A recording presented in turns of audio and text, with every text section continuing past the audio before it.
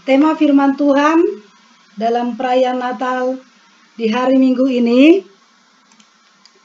terambil dari kitab Lukas pasal 2 ayat 10 hingga ayatnya yang ke-11. Setiap kita merayakan Natal dengan tradisi yang berbeda-beda ya. Ada yang mulai sibuk menyiapkan lantunan Natal, lagu-lagu Natal, atau menghias rumah dengan pohon Natal, menyiapkan segala macam makanan Natal, kado-kado Natal gitu ya. Nah, sebenarnya nggak ada yang salah dengan semua itu. Semua nggak apa-apa itu dengan tradisi masing-masing. Tapi yang terpenting sebenarnya adalah apakah kita sudah mengalami Natal itu sendiri gitu. Natal itu kan kabar baik. Kabar baik, kabarnya apa? Ya. Dan baik buat siapa?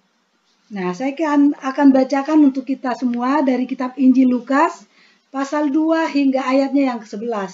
Saya akan bacakan untuk kita semua. Lalu kata malaikat itu kepada mereka, "Jangan takut, sebab sesungguhnya aku memberitakan kepadamu kesukaan besar untuk seluruh bangsa. Hari ini telah lahir bagimu juru selamat, yaitu Kristus Tuhan di kota Daud." Bapak Ibu, kalau kita baca firman Tuhan ini, ayat ini, kitab Injil Lukas ini, jawabannya tetap satu. Hari ini.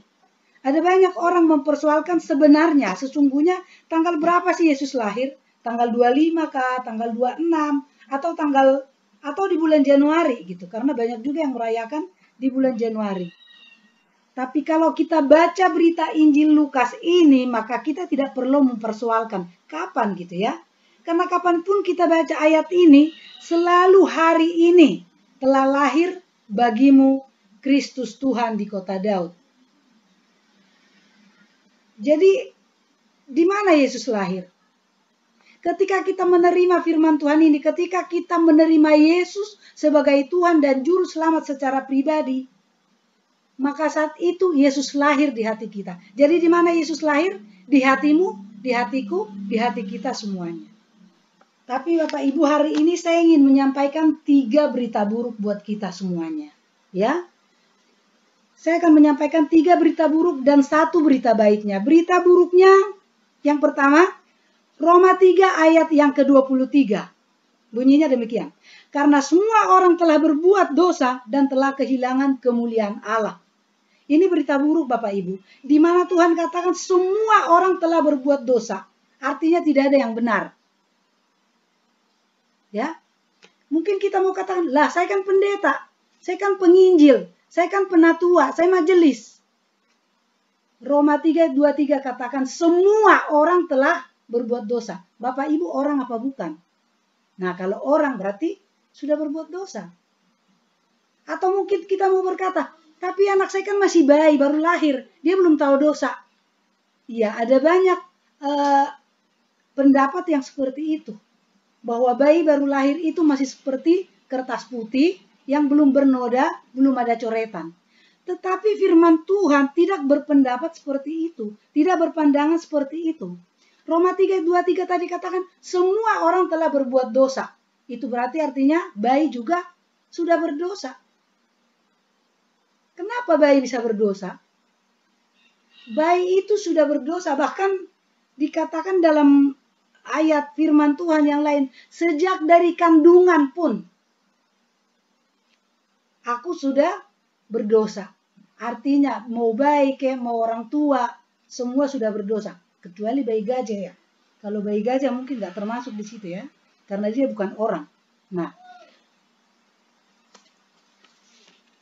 itu berita buruk yang pertama. Bahwa semua orang telah berbuat dosa. Dan akibatnya manusia terpisah dari Allah. Allah menciptakan manusia segambar dengan Allah. Allah memberi manusia kuasa untuk memelihara dan mengelola ciptaannya. Allah menciptakan manusia dan membuat manusia itu berdampingan dengan Allah, bersekutu dengan Allah, akrab dengan Allah. Tapi ketika manusia jatuh dalam dosa, hubungan manusia dengan Allah terputus. Dosa mengakibatkan manusia terpisah dari Allah. Ya. Atau mungkin kita mau berkata, saya kan penginjil, penatua, apa segala macam gitu ya. Mungkin saya nggak termasuk di situ. Saya bukan orang berdosa. Firman Tuhan katakan sudah berdosa. Jadi apapun alasannya, kita telah berbuat dosa. Dan telah kehilangan kemuliaan Allah. Itu berita yang pertama. Berita yang kedua, dari Roma 6 ayat yang ke-23. Saya akan bacakan. Karena upah dosa adalah maut. Tadi yang pertama berita buruknya apa? Bahwa semua orang telah berbuat dosa. Berita buruk yang kedua, upah dosa adalah maut. Siapapun yang berdosa, upahnya adalah maut. Mungkin kita mau bilang ya, tapi dosa saya kan gak banyak-banyak amat. Saya cuma sekali doang nyolong ambil dompet tetangga, isinya juga gak seberapa. Bapak Ibu mau sedikit atau banyak, upahnya sama, yaitu maut. Mencuri jengkol atau mau merampok bank, upahnya sama. Jadi Bapak Ibu kalau mau jahat sekalian gitu ya. Jangan tanggung-tanggung karena upahnya sama. Jangan rampok saya. Kalau rampok saya ya cuma dosanya doang, gak dapat apa-apa. Gitu. Jadi boleh merampok, silahkan Bapak Ibu, tapi hati-hati kalau ketahuan kan nanti bonyok ya. Bonyok masuk bui. Belum lagi waktu penghakiman nanti. Jadi bonyok di dunia, bonyok setelah penghakiman nanti. Nah, itu berita yang kedua. Bahwa upah dosa adalah maut. Jadi siapapun kita, gak ada orang yang kebal dengan upah dosa ini. Ya, jadi alangkah ngerinya dosa itu. Gak ada alasan untuk kita berkata, dosa saya cuma kecil. Gak ada ya. Tetap aja hasilnya sama, upahnya sama, yaitu maut. Nah, berita yang ketiga, ini ada berita buruk lagi yang mau nggak mau kita harus dengar.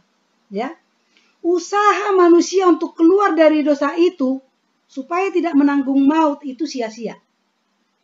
Efesus 2 ayat 8 dan 9 demikian bunyinya. Saya bacakan untuk kita semua. Sebab karena kasih karunia kamu diselamatkan oleh iman. Itu bukan hasil usahamu, tetapi pemberian Allah. Itu bukan hasil pekerjaanmu. Jangan ada orang yang memegahkan diri. Artinya apa? Bahwa keselamatan itu bukan usaha kita, bukan hasil pekerjaan kita, bukan karena perbuatan kita. Sebanyak apapun kita nyumbang dana untuk panti asuhan, menolong orang susah, atau memberi sumbangan untuk pembangunan gereja, firman Tuhan katakan sia-sia, nggak ada artinya. Kenapa? Karena Allah tidak pernah bisa disogok. Tidak bisa disogok dengan perbuatan baik. Tidak bisa disogok dengan korban. Mau kita potong 5 korban sapi sekaligus, nggak ngaruh, nggak ngefek sama sekali. Ya, upah dosa adalah maut. Jadi nggak ada usaha yang bisa kita lakukan untuk menyelamatkan diri kita supaya lepas dari hukuman dosa itu. Dalam 1 Petrus 1 ayat 15 dikatakan, tetapi hendaklah kamu menjadi kudus di dalam seluruh hidupmu, sama seperti Dia yang kudus, yang telah memanggil kamu. Sebab ada tertulis, kuduslah kamu sebab aku kudus. Allah katakan, hendaklah kamu kudus. Tidak berdosa, tidak bercacat, dan tidak bernoda. Jadi kalau kita mau selamat, itu kita nggak boleh ada dosa satupun. Jadi contohnya gini, kalau standar dosa kekudusan adalah 100, ya. Lalu kita berusaha untuk melakukan itu dengan sekuat tenaga kita. Tapi ada satu aja yang kurang, artinya nggak pas 100, itu sudah tidak kudus. Roma 3 ayat 23 katakan, upah dosa adalah maut. Ya, bukan upah dosa-dosa adalah maut. Jadi satu dosa aja itu upahnya maut. Mau banyak mau sedikit, upahnya maut. Nah, itu berita buruk yang ketiga. Kita nggak akan selamat dari maut dengan usaha kita, dengan dengan apapun yang kita usahakan dalam perjalanan hidup kita. Jadi dosa itu ibarat hutang Bapak Ibu. Ya, contohnya begini. Saya ngutang duit ke Kak Daud, saya sebut aja Kak Daud ya. Saya utang duit ke Kak Daud 1 juta. Besoknya saya pinjam lagi 2 juta, besoknya 5 juta. Terus begitu hingga akhirnya 10 juta. Tiba-tiba saya berubah pikiran. Saya udah nggak mau lagi menambah hutang gitu ya. Terus pagi-pagi saya datang ke Kak Daud, saya bilang, Kak Daud serius deh, saya nggak akan nambahin utang lagi. Saya mau tanya, ketika kita berkata seperti itu, ketika saya katakan itu kepada Kak Daud, apakah hutang dosa saya selesai? Nggak selesai. Hutang harus dibayar. Jadi hutang itu bukan kayak mantan ya Bapak Ibu. Kita berusaha untuk move on, melupakannya, nggak bisa. Hutang itu harus dibayar. Nah, demikian juga dengan dosa. Dosa itu harus dibayar dengan nyawa. Nah, kalau kita mau bayar dengan nyawa, binasa kita. Atau contoh yang kedua, saya kasih contoh yang kedua. Nah, kita mengendarai motor. Tidak pakai helm, lalu terobos lampu merah. Kemudian di stop sama polisi dan dikasih surat tilang untuk sidang minggu depan. Nah, mengingat akan sidang beberapa hari lagi, lalu kita berbuat baik,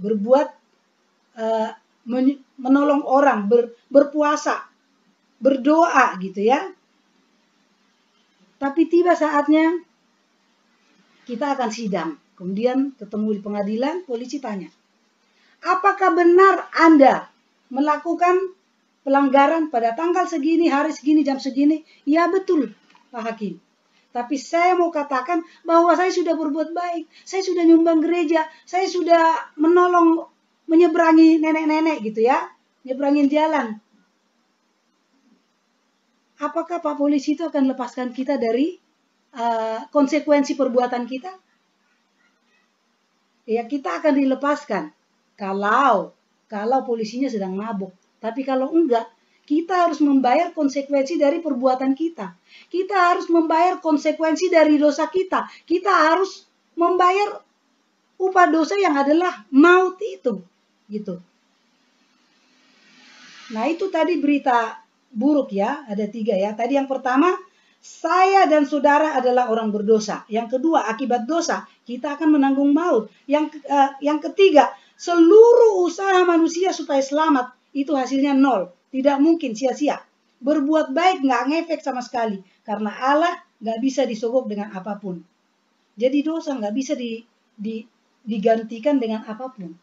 Sekalipun kita motong korban, Bapak Ibu, ya, yang berdosa siapa? Manusia. Loh kok yang jadi korban binatang? Ya kan? Yang mau diselamatkan siapa? Manusia. Harusnya yang menyelamatkan juga manusia. Yang mau diselamatkan siapa? Orang berdosa. Lalu yang menyelamatkan siapa? Seharusnya orang yang tidak berdosa. Ya. Itu tadi berita yang ketiga, itu berita buruk. Berita baiknya adalah bahwa Tuhan tahu bahwa manusia berdosa. Tuhan tahu bahwa upah dosa itu adalah maut. Tuhan tahu bahwa manusia tidak bisa menyelamatkan diri dari maut. Maka berita baiknya adalah Yohanes 3 ayat 16. Ini sebenarnya kita keterlaluan kalau ayat ini sampai nggak hafal ya. Harap tersinggung dan harap bertobat. Ya, karena ayat ini ayat yang sangat wow, ya ini ayat yang sangat inti banget di dalam kekristenan. Ya. Bunyinya demikian. Karena begitu besar kasih Allah akan dunia ini, sehingga ia mengaruniakan anaknya yang tunggal, supaya setiap orang yang percaya kepadanya tidak binasa melainkan beroleh hidup yang kekal. Allah datang ke dunia menjadi manusia, tinggal di antara kita, itu adalah bukti kasih Allah. Allah tahu bahwa manusia tidak bisa menolong dirinya, tidak bisa membebaskan diri dari hukuman dosa. Allah tahu bahwa persembahan korban apapun tidak menyelesaikan masalah dosa kita. Ya. Oleh sebab itu Allah mengutus anaknya yang tunggal. Dia lahir ke dunia menjadi manusia, menjadi bayi Natal yang kita rayakan ini. Hari ini telah lahir bagimu juru selamat yang dinamakan Yesus. Yesus taat sepenuhnya menjalankan misi Allah, yaitu misi penyelamatan bagi manusia yang berdosa. Demi menyelamatkan saya dan saudara, Yesus taat sampai mati. Yesus menanggung beban. Jadi beban dunia ini beratnya dosa dunia ini, saya ngebayangin dosa saya aja sabrak-abrak gitu ya. Dosa Bapak Ibu sabrak-abrak. Dosa dunia ini apalagi, gitu kan? Sebegitu beratnya dosa itu ditanggungkan, dibebankan kepada Yesus. Kalau kita sudah tahu ini, kita masih bermain-main dengan dosa ya, rasanya tidak tahu bersyukur, tidak tahu diuntung, tidak, aduh, ya. Tapi Tuhan Yesus baik. Dia mengampuni kita. Dia mengampuni segala kesalahan kita. Yesus taat sampai mati, mati di kayu salib. Turun ke dalam kerajaan maut untuk menggantikan kita yang harusnya kita menanggung maut itu. Begitu beratnya beban dosa itu. Yesus dijadikan dosa. Karena dia dijadikan dosa, itu sebabnya dia berteriak, "Allahku, Allahku, kenapa engkau meninggalkan aku?" Karena Allah tidak bisa bersatu dengan dosa. Lalu masuk ke dalam kerajaan maut. Ya. Untuk menanggung dosa kita di sana. Dan puji Tuhan Bapak Ibu. Dia bangkit pada hari yang ketiga. Itu membuktikan bahwa maut telah dikalahkan. Dosa telah diampuni. Kita beroleh selamat. Itu berita yang terbaik. Satu berita ini menghapus semua berita buruk tadi. Seberapapun berita buruk, ketika berita baik ini datang, itu semua lenyap. Tuhan Yesus sangat luar biasa. Dia bangkit pada hari yang ketiga. Kemudian dia naik ke surga. Untuk apa Bapak Ibu? Untuk menyediakan tempat bagi orang yang percaya kepadanya. Enak banget kita ya. Kita nggak punya andil apa-apa loh dengan keselamatan kita. Dengan perbuatan kita nggak punya andil apa-apa. Andil kita apa? Hanya merespon. Merespon keselamatan yang Tuhan sudah sediakan. Mau diambil apa enggak? Gitu kan? Jadi ini Tuhan sudah menyediakan keselamatan bagi bangsa, bagi dunia, bagi saya dan bagi Bapak Ibu sekalian. Sudah tersedia keselamatan itu. Andil kita apa? Hanya merespon, mau percaya apa enggak? Mau diambil apa enggak? Kalau enggak diambil, ya tetap dosa. Upah dosa adalah maut. Siapapun dia. Ya. Jadi kita ambil keputusan. Terima Yesus. Dengarkan firman Tuhan. Dalami firman Tuhan. Kenali Yesus lebih dalam lagi. Supaya hidup kita semakin berubah. Lalu kita kembali lagi ke yang tadi.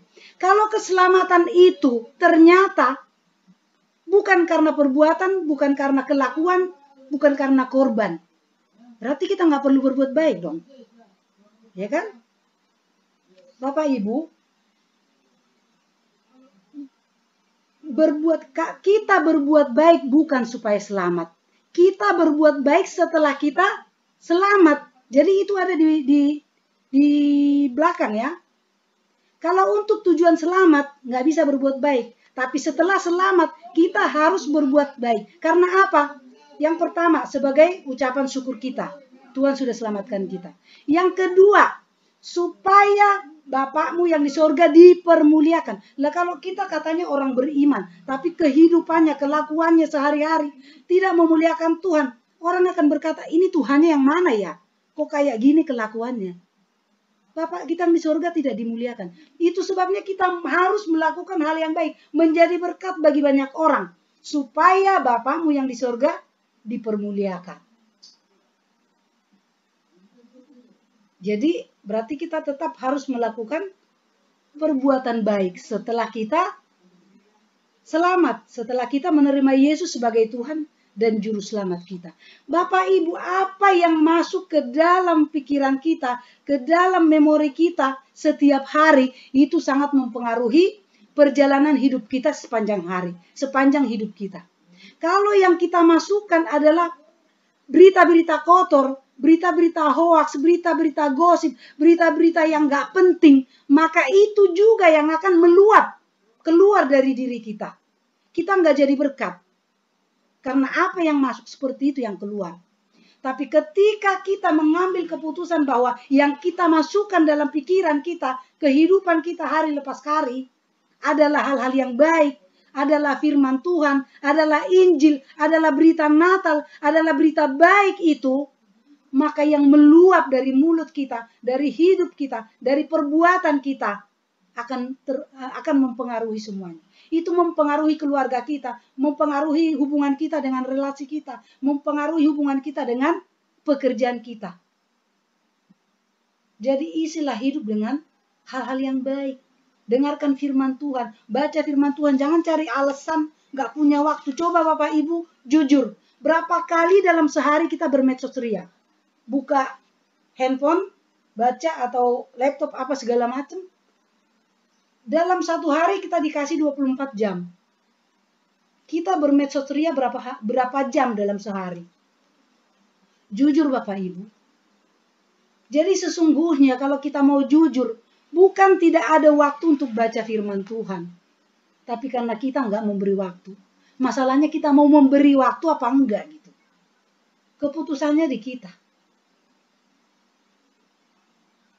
Ya, keputusannya di kita. Jadi mari kita berikan hati kita, pikiran kita sepenuhnya untuk Tuhan, untuk diisi firman Tuhan.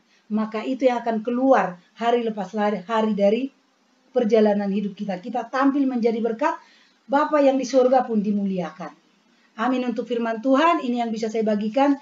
Biarlah ini menjadi berkat untuk kita semua. Selamat hari Natal untuk kita semua, mari kita berdoa.